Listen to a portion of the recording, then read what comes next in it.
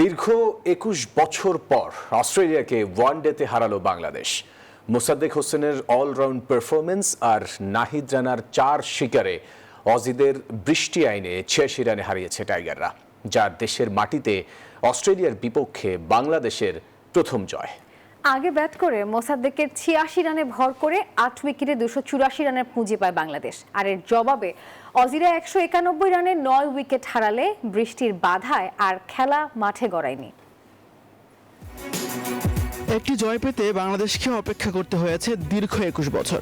অবশেষে ঘুচল সেই আক্ষেপ। ২০০৫-এর কার্ডিফের পর মিরপুরে ওয়ানডেতে অজিদের হারালো টাইগাররা। আর ম্যাচের নায়ক ৪ বছর পর ওয়ানডে দলে জায়গা পাওয়া মোসাদ্দেক সৈকত। সে সাথে নাহিদ রানার দুর্দান্ত বোলিংয়ে অস্ট্রেলিয়াকে বৃষ্টি আইনে ৮৬ রানে হারিয়েছে মেহেদী মিরাজের দল।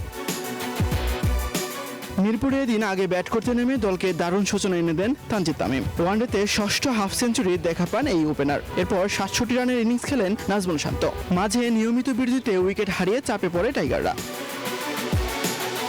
শেষ দিকে অসাধারণ ব্যাটিং করেন ৪ বছর পর দলে ফেরা মোসাদ্দেক সৈকত। ৭-৪ ও ৩ ছক্কায় ৮৬ রানে অপরাজিত থাকেন এই ব্যাটার। তাসকিনের সঙ্গে শেষ উইকেটে ৪৫ রানের জুটিতে ২৮৪ রানের লড়াকু সংগ্রহ পায় টাইগাররা।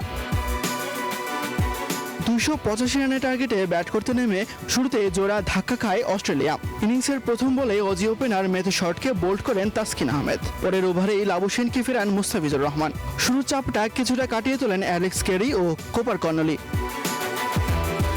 তবে এরপরই দৃশ্যপটে নাহিদ রানা দুর্দান্ত পেস আর বাউন্সারে লন্ডভন্ড করে দেন অস্ট্রেলিয়ার ব্যাটিং লাইন আপ। অজিরা ৯ উইকেট হারিয়ে ১৯১ রান করলে বৃষ্টি নামে। এরপর আর খেলা মাঠে করায়নি। সর্বোচ্চ ৫২ রান আসে ক্যামেরন গ্রিনের ব্যাট থেকে। নাহিদ রানা নেন ৪ উইকেট। তাসবিহ শরণ, নিউজ 24, ঢাকা।